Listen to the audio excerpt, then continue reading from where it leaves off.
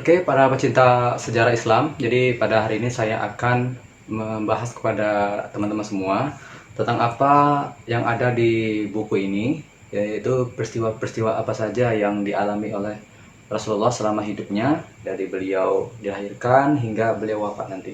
Nah, buku ini lengkap saya pikir ya, nah lengkap sekali dan diceritakan detail per momen ya. Jadi memang di awal diceritakan tentang bagaimana kondisi Arab sebelum Nabi Muhammad SAW diutus oleh Allah Subhanahu Wa Taala. Nah, kemudian nanti sampailah di mana ketika Nabi Muhammad SAW dilahirkan ke bumi ini.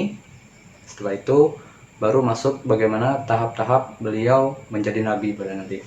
Saya akan memulai dengan peristiwa di mana 50 hari sebelum kelahiran Nabi Muhammad SAW. Pada 50 hari sebelum kelahiran beliau, jadi peristiwa yang luar biasa, yaitu adanya pasukan bergajah yang akan menghancurkan Ka'bah. Kemudian di tahun yang sama, yaitu tahun 571 Masehi, tepatnya di bulan Rabiul Awal, Nabi Muhammad SAW dilahirkan ke muka bumi ini. Selanjutnya pada usia Nabi Muhammad SAW pada usia 4-5 tahun.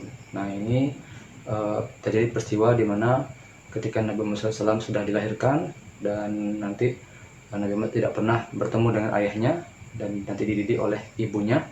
Nah, nanti ibunya ini nanti akan meminta tolong untuk menyapih Nabi Muhammad SAW itu kepada orang Bani Sa'ad, dan dia adalah Halimatus Sa'diyah. Nah, Halimatus Sa'diyah ini nanti mendidik Nabi Muhammad SAW pada usia 4-5 tahun. Namun ada peristiwa yang mengejutkan Halimatus Sa'diyah, yaitu pembelahan dada beliau, dan itu pada saat Nabi Muhammad SAW pada berusia 4-5 tahun. Kemudian ketika Nabi Muhammad SAW berusia 6 tahun, ibunya itu wafat, itu dalam perjalanan ketika beliau hendak berziarah ke Madinah, yaitu ingin menziarahi ayahnya Abdullah. Namun dalam perjalanan beliau sakit dan akhirnya beliau meninggal dunia. Dan pada waktu itu Nabi Muhammad berusia 6 tahun. Ketika Nabi Muhammad SAW pada usia 6 tahun, itu dia dididik oleh kakeknya karena ibu sudah meninggal. Maka pada waktu itu kakeknya lah yang mengasuhnya. Bahkan nama Nabi Muhammad pun juga diberikan oleh kakeknya, itu Muhammad. Nah, kakeknya ini nanti akan mendidik beliau sampai usia beliau 8 tahun, 8 bulan 10 hari. Dan pada waktu usia beliau pada waktu itu, kakeknya pun meninggal dunia. Dan kemudian Nabi Muhammad pun diasuh oleh pamannya, yaitu Abu Thalib. Pada saat usia Nabi Muhammad SAW berusia 12 tahun, nah jadi Abu Thalib ini pamannya membawa Nabi Muhammad SAW berdagang ke negeri Syam. Namun di dalam perjalanan beliau bertemu dengan Bahira atau Jurjis. Nah, beliau menyarankan agar Nabi Muhammad ini tidak usah ikut karena ada tanda-tanda kenabian pada diri beliau. Akhirnya Abu Thalib pun mengutus orang untuk mengantarkan Nabi Muhammad untuk pulang kembali, dan akhirnya Nabi Muhammad tidak jadi mengikuti perdagangan yang dilalui oleh Abu Thalib. Pada saat usia Nabi Muhammad SAW 15 tahun terjadi perang, namanya adalah Perang Fijar. Perang Fijar ini adalah perang di mana pada waktu itu ada yang melanggar kesucian tahun-tahun yang dilarang untuk perang. Nah, lalu terjadilah perang pada waktu itu dan Nabi Muhammad SAW ikut serta pada waktu itu, tapi hanya sebagai pembantu. Nah, maka pada waktu itu orang-orang sepakat untuk bersatu untuk menjaga negara mereka. Nah, Nabi Muhammad SAW itu sangat kagum pada saat itu karena inilah yang harusnya ada di negeri. Nah, pada waktu itu perang Fijar, Nabi Muhammad SAW usia 15 tahun. Ketika Rasulullah SAW berusia 25 tahun, Nabi Muhammad itu beliau berdagang dan pada waktu itu beliau menjual barang-barang yang berasal dari Khadijah. Nah, pada waktu itu Khadijah berusia sekitar 40 tahun. Nah, namun karena melihat Nabi Muhammad SAW itu amanah orangnya dan juga baik akhlaknya, maka Khadijah pun meminta pembantunya untuk menemui paman Nabi Muhammad SAW, Abu Thalib, karena Khadijah ingin menikahi Nabi Muhammad. Dan akhirnya Nabi Muhammad pun berdiskusi dengan Abu Thalib dan akhirnya Abu Thalib mengizinkan. Dan akhirnya Nabi Muhammad SAW menikah dengan Khadijah pada waktu itu, yang menjadi orang yang menyuplai barang-barang yang nanti Nabi Muhammad yang akan menjualkannya. Itu pada saat usia beliau 25 tahun. Kita lanjut pada saat Nabi Muhammad SAW berusia 35 tahun. Pada saat Nabi Muhammad berusia 35 tahun terjadi peristiwa, yaitu renovasi Ka'bah. Karena pada waktu itu terjadi banjir, nah sehingga Ka'bah direnovasi. Namun pada waktu itu jadi sebuah permasalahan di mana orang berebut untuk mengangkat Hajar Aswad ke tempatnya. Dan akhirnya pada waktu itu terjadi keributan dan sulit untuk diselesaikan. Namun ketika itu beberapa orang berunding dan memutuskan siapa yang pertama kali masuk ke Masjidil Haram ini di pintu tertentu, maka dialah yang nanti akan mengangkat batu Hajar Aswad tersebut. Nah, dan pada waktu itu ternyata Nabi Muhammad SAW lah yang melewati pintu tersebut, dan akhirnya orang-orang tuh sepakat ketika bagaimana menurut kalian ketika Muhammad saja yang mengangkat batu itu, apakah kalian setuju? Setuju semuanya. Nah, ini menunjukkan bahwasanya pada usia 35 tahun Nabi Muhammad SAW sudah mendapatkan gelar Al-Amin. Ketika usia beliau menjelang masuk 40 tahun, Nabi Muhammad SAW seringkali pergi ke Gua Hira. Beliau merenungi bagaimana kondisi umat pada waktu itu yang seringkali berbuat kemaksiatan jauh dari Allah Subhanahu wa Ta'ala, dan akhirnya beliau seringkali iktikaf ya di sebuah gua, yaitu namanya Gua Hira, terletak di Bukit Jabal Nur. Nah, pada bulan Ramadan beliau seringkali berkunjung ke gua tersebut, sehingga pada saat usia beliau genap 40 tahun, maka Allah Subhanahu wa Ta'ala mengutus beliau menjadi seorang nabi dan menjadi seorang rasul untuk menyampaikan dakwah Islam. Pada waktu itu usia beliau 40 tahun, dan itu terjadi pada bulan Rabiul Awal. Ketika Nabi Muhammad SAW telah diperintahkan oleh Allah Subhanahu wa Ta'ala untuk berdakwah, maka Nabi Muhammad pun mengatur strategi untuk bisa mendakwahi orang-orang terdekat beliau terlebih dahulu. Dan ini dilakukan secara sembunyi-sembunyi karena banyak orang-orang yang tidak menyukai apa yang dilakukan oleh Nabi Muhammad SAW. Terlebih karena di Mekah orang-orang sudah menyembah berhala. Maka pada waktu itu 3 tahun di awal Nabi Muhammad SAW berdakwah secara sembunyi-sembunyi, sehingga dapatlah orang-orang yang terdekat beliau, ada istrinya Khadijah, ada anak dari pamannya yaitu Ali bin Abi Thalib, ada pembantunya Zaid bin Harisah, ada sahabatnya Abu Bakar As-Siddiq, nah dan lagi yang lain, banyak lagi yang lain. Nah, nanti Abu Bakar As-Siddiq nanti akan mendapatkan orang-orang yang lumayan berduit, ada Utsman bin Affan, ada Thalhah, ada Abdurrahman bin Auf, ada Sa'ad bin Abi Waqqas, dan banyak lagi nanti. Jadi orang-orang tersebut nanti akan mencari yang lain-lain. Nah, pada waktu itu selama 3 tahun orang-orang yang mengikuti Nabi Muhammad SAW itu lebih kurang sekitar 40 orang saja. Nah, jadi memang berat perjuangan beliau. Ketika 4 tahun kenabian, maka Nabi Muhammad SAW sudah diperintahkan oleh Allah SWT untuk berdakwah secara terang-terangan. Sehingga pada waktu itu beliau tidak hanya jangan lagi bersembunyi-sembunyi, tapi juga harus terang-terangan, berani untuk menyampaikan dakwah Islam. Nah, sehingga pada waktu itu langkah pertama yang dilakukan oleh Nabi Muhammad SAW adalah beliau mengajak orang-orang terdekat keluarga beliau, Bani Hashim ya, kemudian juga Bani Abdul Muthalib dan sebagainya. Mereka menceritakan bagaimana konsep ketuhanan yang benar seperti itu. Nah, namun sayangnya paman beliau justru menjadi orang yang sangat menentang, yaitu Abu Lahab. Nah, namun Abu Thalib tetap menghargai beliau, tetap mendukung perjuangan beliau. Namun sayangnya Abu Thalib belum masuk Islam. Dan namun pada waktu itu, pada tahun keempat kenabian, mulailah dakwah secara terang-terangan. Dan pada saat dakwah terang-terangan tersebut, otomatis resiko-resiko itu bermunculan sangat banyak sekali. Karena banyak orang-orang yang disiksa setelah itu, karena sudah mengetahui dia sudah masuk Islam. Selama ini dia hanya sembunyi-sembunyi, orang tidak tahu. Tapi ketika mulai fase dakwah secara terang-terangan, maka banyaklah orang-orang Quraisy menyiksa mereka. Ada Bilal bin Rabah, ada Khabbab bin Arad dan sebagainya. Jadi banyak yang disiksa pada waktu itu. Di tahun berikutnya, itu tahun kelima kenabian, Nabi Muhammad SAW memikirkan perlu adanya markas untuk bisa berdakwah. Karena selama ini mereka hanya berkumpul tidak pada suatu tempat, tapi hanya selintas saja. Sehingga pada tahun kelima kenabian, Nabi Muhammad SAW memutuskan untuk mencari tempat atau markas dakwah. Nah, pada waktu itu diputuskan tempatnya di rumah Arqam bin Abi Arqam. Nah, jadi tahun kelima kenabian, Nabi Muhammad berdakwahnya fokus di rumah Arqam bin Abi Arqam, sehingga orang-orang berkunjung ke sana. Ya, karena waktu itu belum ada masjid, jadi dia dakwahnya di sana. Dan itu rutin, dan itu yang disampaikan tentang keislaman dan sebagainya. Namun karena ancaman begitu banyak sekali, sehingga orang-orang Mekah, orang-orang Quraisy ini semakin gencar untuk memusuhi Nabi. Yang mereka itu incar bahkan adalah orang-orang yang lemah, bukan Nabi, tapi orang-orang yang lemah, pengikut-pengikut beliau yang lemah, ya, orang-orang hamba sahaya gitu kan, budak itu kan. maka kasihan gitu kan. Maka pada waktu itu tahun kelima kenabian, Nabi Muhammad SAW memerintahkan para sahabat untuk hijrah. Kemanakah tempat hijrahnya? Itu ke Habasyah.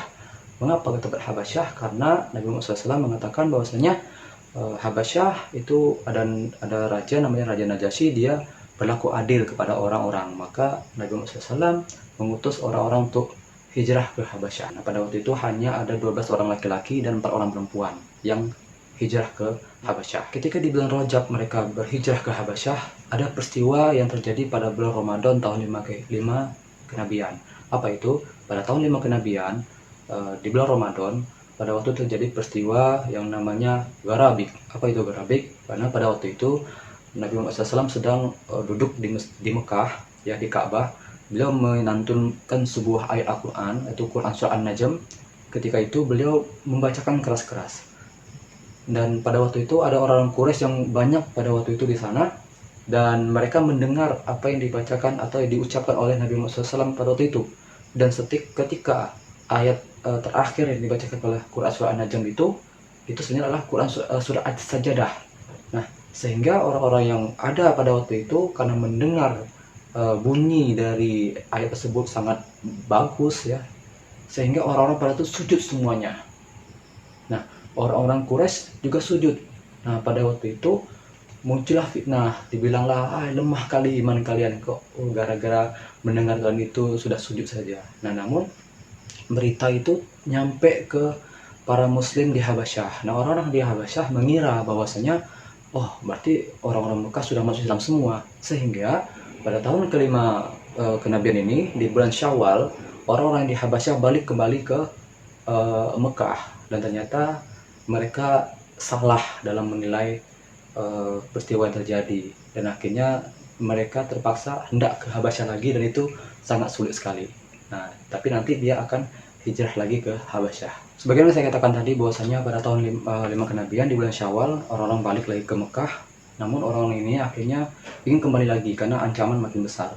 Sehingga, dan tentunya tidak mudah, ya, karena orang sudah tahu nih, orang ini kemarin hilang nih, tentu ini bakal lari lagi nih. Sehingga orang-orang tersebut mengintai, sehingga mereka tidak bisa kabur dari Mekah. Namun pada waktu itu selamatlah sekitar 30 orang laki-laki dan 18 perempuan pergi ke Habasyah lagi. Namun sayangnya pada waktu itu ada yang mengikuti mereka. Siapakah dia? Ya, diplomat ulung itu Amr bin As. Ya, pada waktu itu Amr bin As belum menjadi muslim. Nah, nanti Amr bin As dengan temannya nanti pergilah ke Najasyi untuk mengatakan kepada Raja Najasyi bahwasanya ada orang-orang yang berkunjung ke negeri ini, dan mereka adalah orang-orang yang dicari di Mekah.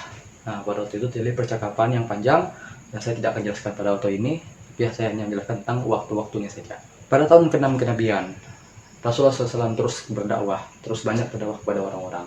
Namun mereka merasa gagal, sehingga pada waktu itu di tahun ke-6 kenabian, beberapa orang pemuka Quraisy berkumpul untuk memutuskan apa yang kita lakukan, sehingga mereka memutuskan untuk bernegosiasi dengan Abu Thalib, ya, bernegosiasi dengan Abu Thalib agar Abu Thalib menghentikan dakwah dari Nabi Muhammad SAW. Dan akhirnya mereka bertemu dengan Nabi Muhammad, dan akhirnya Nabi Muhammad bertemu dengan Abu Thalib. Abu Thalib mengatakan, wahai saudaraku, wahai ponaanku, bahwasanya ada beberapa orang Quraisy datang kepada aku, dia menyeru engkau menghentikan dakwah ini, bagaimana pendapatmu?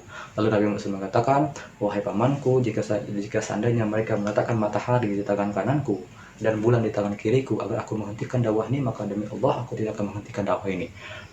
Melihat semangat dari keponakannya ini, maka Abu Thalib semakin kuat untuk berkomitmen membantu atau melindungi Nabi Muhammad SAW. Dan meskipun pada waktu itu beliau belum masuk Islam.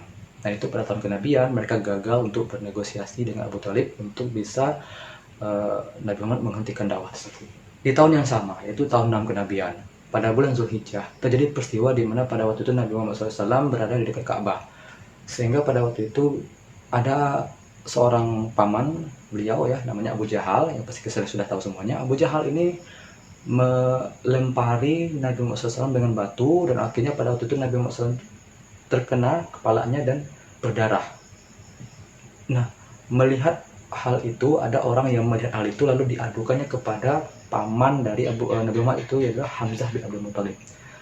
Hamzah ketika mendengar itu begitu marah ya, karena Muhammad itu meskipun dia sudah memiliki agama yang baru, tapi tetap saja Hamzah ini kan paman beliau, maka beliau juga punya rasa memiliki keluarga itu kan. Akhirnya Hamzah pun bertemu dengan Abu Jahal, dan akhirnya pada waktu itu Abu Jahal langsung dipukuli oleh Hamzah dengan menggunakan busur, karena pada waktu itu kebetulan Hamzah baru pulang dari berburu. Dia menggunakan panah, lalu dia memukuli Abu Jahal, dan akhirnya Abu Jahal berdarah terduduk. Lalu dikatakan bahwasanya, wahai Abu Jahal, sesungguhnya aku sudah menjadi pengikut Muhammad SAW. Dan Nabi Muhammad pada waktu itu kaget sebenarnya, kan kapan dia masuk Islam ya. Tapi pada waktu itu Hamzah mengatakan hal itu, sehingga Nabi Muhammad SAW menjadi ada rasa bahagia itu kan. Ternyata si Hamzah paman beliau yang terkenal sebagai orang yang kuat ya, sebagai singa Allah ya, menjadi muslim pada waktu itu. Tapi ada yang unik lagi, tidak lama kejadian itu, 3 hari kemudian ada orang yang hebat pun masuk Islam. Siapakah dia? Ya, Umar bin Khattab. Ya, jadi pada tahun yang sama, di bulan yang sama, 3 hari kemudian Nabi Muhammad SAW dikejutkan dengan berita Umar bin Khattab masuk Islam. Dimana pada waktu itu Umar bin Khattab adalah orang yang lumayan ditakuti karena badannya besar, kuat ya, dan beliau adalah preman atau algojo di pasar Ukas yang tidak ada yang pernah mengalahkan Umar bin Khattab pada saat bergulat. Nah, dialah yang masuk Islam. Pada waktu itu sebenarnya Umar sangat membenci Nabi Muhammad SAW. Namun beliau setelah mendengar bacaan Quran surat Toha yang dibacakan oleh adiknya Fatimah, tapi saya tidak akan jelaskan pada di sini kisahnya, nanti saya akan bikin video yang lain. Nah, pada waktu itu Umar pun tersentuh dan dia pun kembali masuk Islam. Dan uniknya ketika dia masuk Islam, beliau langsung menyatakan keimanannya ke seluruh orang Mekah, dan waktu itu orang Mekah menjadi kaget minta ampun. Pada bulan Muharram tahun 7 kenabian terjadi peristiwa yang sangat menyedihkan sekali. Apa itu? Dimana orang-orang Mekah memboikot Bani Hashim dan Bani Abdul Muthalib. Di keluarga Nabi itu diboikot, tidak boleh ada yang berjualan dengan beliau, tidak boleh ada yang berjumpa dengan beliau, tidak boleh ada yang memberi makan kepada orang-orang Bani Hashim dan Bani Abdul Muthalib, tidak boleh ada yang nikah sama dia. Ini jadi terisolir seperti itu. Jadi sangat sedih sekali seperti itu. Bahkan mereka kebingungan untuk mencari makan. Bahkan badan mereka sudah kurus-kurus dari keluarga beliau itu, tapi Rasulullah terus minta pada keluarga beliau sabar gitu kan. Dan itu peristiwa itu terjadi selama 3 tahun. Ini lama sekali, 3 tahun tidak mendapatkan sembako, tidak bisa berjualan, tidak bisa berjumpa. Itu luar biasa tekanan batin. Tahun 7 kenabian. Alhamdulillah pada tahun 10 kenabian ada orang yang mengusulkan untuk membatalkan pemboikotan itu. Mereka tidak setuju dengan pemboikotan ini. Mereka mengatakan, wahai orang Quraisy, beberapa orang itu dikumpulin, namanya ada Hisham bin Amir. Beliau mengatakan, tidakkah kalian kasihan dengan keluarga Hashim yang tidak bisa makan selama ini? Maka sedangkan kita justru makan dengan senang-senang, kita memboikot mereka, bukankah ini adalah hal yang tidak baik? Lalu dia mengatakan, menurut saya iya. Lalu mereka pun mengumpulkan beberapa orang, nanti kumpulah sekitar 6 orang, lalu mereka menyatakan bahwasanya kami tidak setuju dengan adanya pemboikotan ini. Dan akhirnya pada waktu itu dicabutlah piagam pemboikotan itu. Namun ternyata pas mereka mau mencabut, piagam tersebut sudah dimakan oleh rayap. Ditinggallah dengan kalimat Allah itu tinggal, belum dimakan oleh rayap. Ini membuktikan bahwasanya Allah SWT membantu kemudahan untuk bisa pemboikotan ini selesai terjadi. Dan pada tahun 10 kenabian ini, di bulan Rajab, Nabi Muhammad SAW begitu sedih karena meninggal paman beliau yang selama ini membimbing beliau, melindungi beliau, itu Abu Thalib. Selama ini orang tidak berani mengganggu Nabi Muhammad SAW karena orang segan dengan pamannya itu Abu Thalib. Karena Abu Thalib juga seorang yang disegani di Mekah pada waktu itu. Namun pada usia 80 tahun, Abu Thalib berusia 80 tahun, beliau meninggal dunia. Dan pada waktu itu Nabi Muhammad begitu sedih sekali, begitu merasa kehilangan. Bahkan ketika Abu Thalib meninggal, orang-orang Quraisy sudah mulai menampakkan dirinya untuk terang-terangan memusuhi Nabi Muhammad SAW. Selama ini mungkin mereka agak tertahan karena ada Abu Thalib, tapi ketika Abu Thalib meninggal, maka mereka terang-terangan justru berani mengolok-olok Nabi Muhammad SAW. Di tahun yang sama, tahun 10 kenabian, di bulan Ramadan, ketika tadi di bulan Rajab sudah meninggal paman beliau, maka di bulan Ramadan meninggal pula kekasih tercintanya, yaitu istrinya, yaitu Khadijah binti Khuwailid. Beliau meninggal pada usia 65 tahun, dan ini menjadi hati beliau menjadi lebih sedih lagi. Nah, maka musim itu disebut dengan Hamul Huzni, yaitu tahun kesedihan. Nah, pada tahun 10 kenabian, karena Khadijah sudah wafat, maka Nabi Muhammad SAW menikah lagi dengan namanya Saudah. Nah, Saudah ini pernah ikut hijrah ke Habasyah, lalu dia balik lagi. Nah, Nabi Muhammad SAW menikahi Saudah. Dan pada tahun yang sama, di bulan Syawal, di tahun 10 kenabian, Nabi Muhammad SAW, karena dilihat di Mekah sudah tidak punya potensi lagi untuk berdakwah, sulit sekali karena tidak mau menerima beliau, maka Nabi Muhammad SAW pergi ke Taif bersama Zaid bin Harisah, pembantunya, untuk mendakwahi beliau. Namun sayangnya ketika di Taif bukannya disambut malah disambit, beliau dikejar habis-habisan, bahkan dilempari pakai batu sehingga kakinya berdarah. Maka pada waktu itu terus turunlah malaikat untuk mengabulkan doa-doa Nabi Muhammad SAW. Namun Nabi Muhammad SAW mengatakan, saya doakan semoga nanti muncullah para orang-orang yang sangat membela Islam ketika setelah generasi ini. Jadi itu doa Nabi Muhammad SAW, luar biasa. Dan ini terjadi pada tahun 10 kenabian di bulan Syawal. Kemudian di tahun 11 kenabian. Tahun 11 kenabian ini adalah kebetulan pada waktu itu di musim haji. Pada musim haji di tahun 11 kenabian, Nabi Muhammad SAW mengatur strategi bagaimana agar beliau bisa merekrut orang-orang yang datang dari berbagai daerah untuk bisa karena berkunjung ke Mekah, maka beliau memandang ini adalah sebuah kesempatan, ini adalah peluang untuk bisa mengajak orang-orang itu ke Islam. Namun pada waktu itu orang-orang kafir Quraisy juga membuat sebuah strategi. Bagaimana strategi mereka? Jadi ketika Nabi Muhammad SAW bertemu dengan beberapa orang, lalu beliau mendakwahkan tentang Islam, namun orang-orang kafir Quraisy mengintip di belakangnya. Orang-orang yang telah dilewati oleh Nabi Muhammad SAW, mereka lewati lagi. Jadi Abu Lahab itu sudah menunggu dari belakang. Ketika Nabi Muhammad SAW menemui seseorang namanya A, maka ketika Nabi Muhammad pergi ke tempat yang lain, orang si A tadi ditemui oleh Abu Thalib dan mengatakan dia itu gila. Nah, ini sehingga sulit sekali berdakwah pada waktu itu. Hanya ada beberapa orang, itu pun juga masih ragu mereka karena banyak orang yang mengatakan biasanya Muhammad itu gila, Muhammad itu tukang sihir dan sebagainya. Namun ada yang menjadi sedikit harapan, yaitu di tahun yang di bulan yang sama ya, di musim haji pada tahun 11 kenabian. Pada waktu itu Nabi Muhammad SAW bertemu dengan 6 orang Yastrib, 6 orang pemuda ya, 6 pemuda dari Yastrib. Nah, 6 orang pemuda dari Yastrib ini ketika pada waktu itu pada suatu malam mereka sedang berkumpul, lalu Nabi Muhammad SAW dengan Abu Bakar As-Siddiq bertemu mereka. Lalu Nabi Muhammad menceritakan tentang keislaman, bagaimana Islam itu, bagaimana Tuhan dan sebagainya. Dan akhirnya orang-orang pemuda tersebut menjadi tertarik. Nah, karena mereka tertarik, akhirnya mereka menerima Islam pada waktu itu. Nah, akhirnya mereka menerima Islam dan mereka siap untuk membantu Nabi Muhammad SAW pada waktu itu. Sehingga pada itu 6 orang pemuda tersebut nanti setelah dia dari Mekah, dia kembali ke Yastrib atau Madinah sekarang. Mereka mengatakan kepada beberapa orang terdekat mereka bahwasanya ketika musim haji kemarin beliau menemui orang yang namanya Muhammad, beliau ceritakan seperti ini.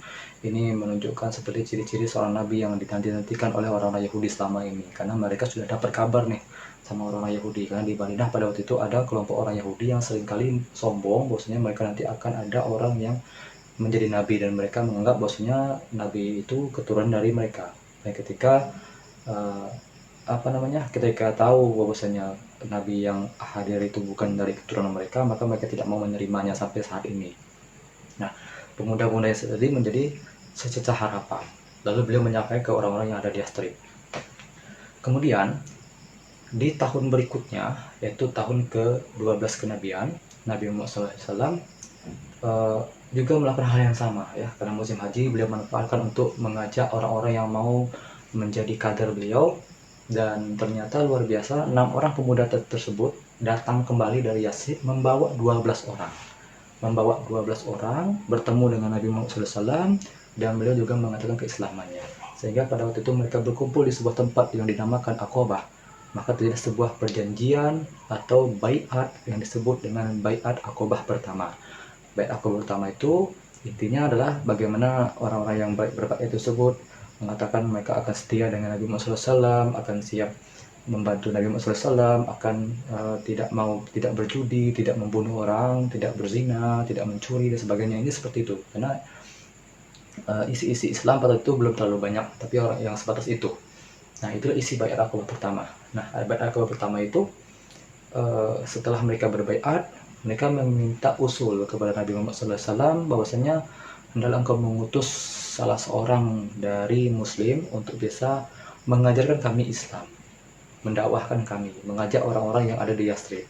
Dan pada waktu itu Nabi Muhammad SAW menunjuk seorang pemuda juga yang dikenal dengan sebutan duta pertama Islam, yang namanya adalah Mus'ab bin Umair.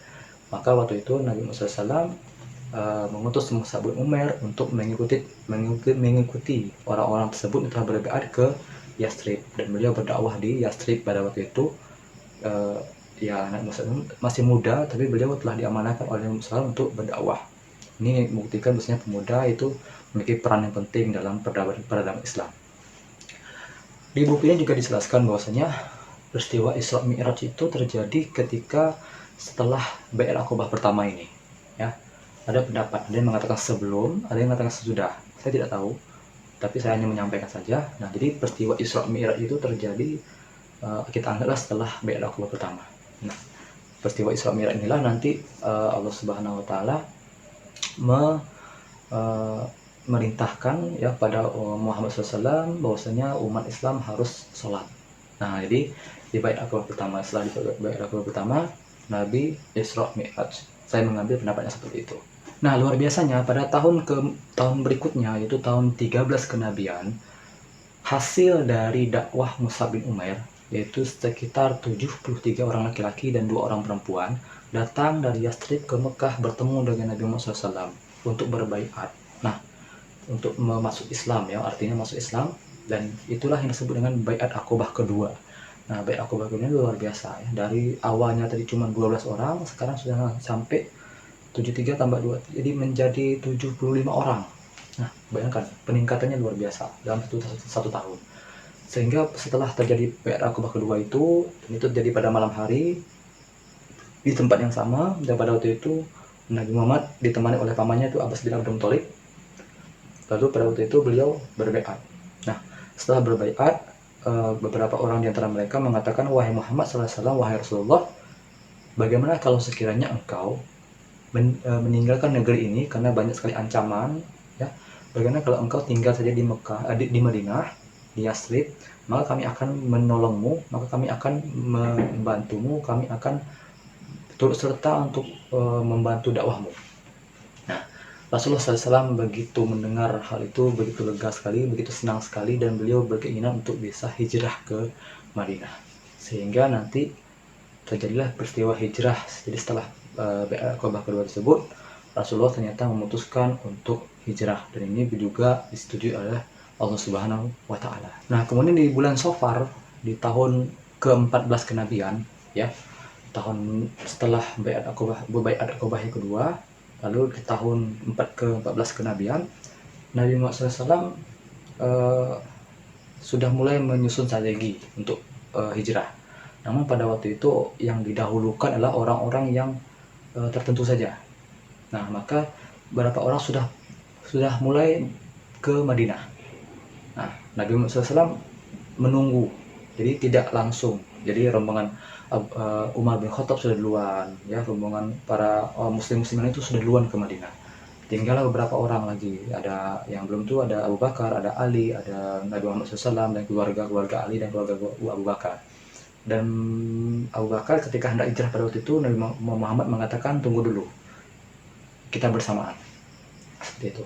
Nah, pada tahun ke-14 kenabian, itu di bulan Safar, ternyata ada parlemen Darun Nadwah namanya. Darun Nadwah itu adalah sebuah tempat, ya, tempat rapat di Mekah, dan pemuda-pemuda Mekah Quraisy itu menyusun strategi.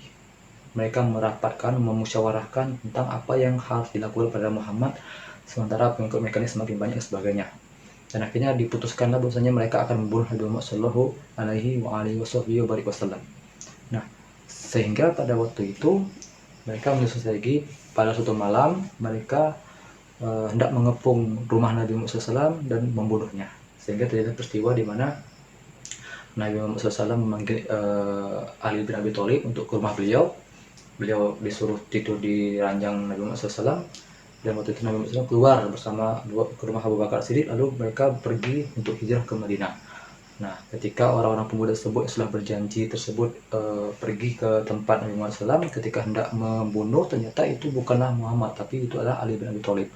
Mereka kaget. Lalu ditanyakan kemana Muhammad, dan Ali mengatakan saya tidak tahu, karena memang tugas dia cuma untuk tidur sana dan beliau tidak tahu Muhammad kemana. Dan akhirnya pada waktu itu Ali bin Abi Thalib diamankan dan beliau sering dihajar oleh orang Quraisy pada waktu itu. Dan sementara Nabi Muhammad dan Abu Bakar pergilah beliau hijrah ke Madinah, dan pada waktu itu beliau singgah sebentar di Gua Sur, dan beliau bersembunyi di sana karena kondisi yang tidak memungkinkan untuk hijrah segera mungkin. Nah, sehingga beliau bersembunyi di Gua Sur bersama Abu Bakar As-Siddiq. Nah, kemudian pada hari Senin, itu tanggal 16 September tahun 622 Masehi, berangkatlah Nabi Muhammad SAW karena melihat sudah mulai memungkinkan mereka untuk hijrah.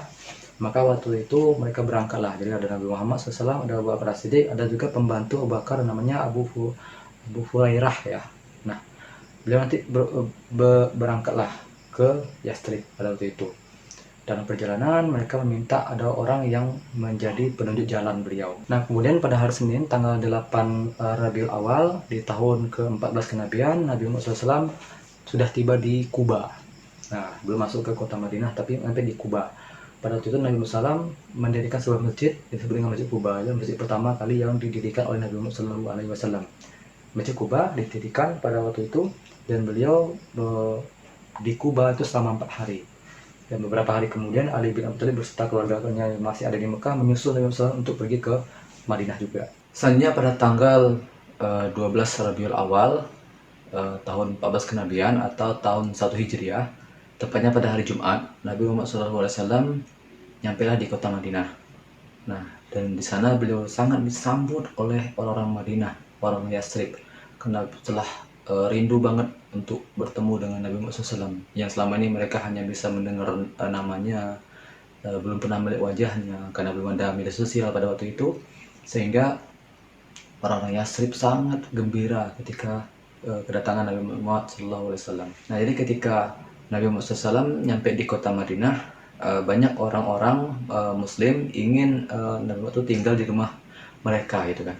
Namun Nabi Muhammad SAW tidak ingin terjadi perpecahan, nanti terjadi adanya yang tidak setuju, maka beliau mengatakan biarlah unta yang dinaiki beliau itu yang mendampingi atau membimbing beliau kemanakah unta itu berhenti, maka disitulah nanti beliau akan berhenti. Nah, nanti akhirnya unta tersebut berhenti di sebuah tempat yang nanti disitulah tempat didirikannya Masjid Nabawi. Nah, seperti itu. Dan itu ketika Nabi sudah nyampe di kota Madinah, artinya periode dakwah di Mekah sudah berakhir dan dimulailah periode dakwah di Madinah.